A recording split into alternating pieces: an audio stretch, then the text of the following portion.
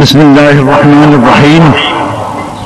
الذين كذبوا بآياتنا واستكبروا عنها لا تفتح لهم أبواب السماء ولا يدخلون الجنة حتى يلج الجمل في سم الخياط وكذلك نجزي المجرمين لهم من جهنم مهاد ومن فوقهم غواش وكذلك نجزي الظالمين.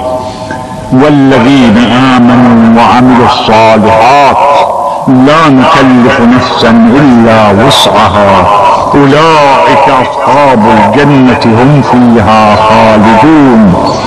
ونزعنا ما في صدورهم من غل تجري من تحتهم الأنهار وقالوا الحمد لله الذي هدانا لهذا وما كنا لنهتدي لولا أن هدانا الله لقد جاءت رسل ربنا بالحق ونودوا أن تلكم الجنة أورثتموها بما كنتم تعملون.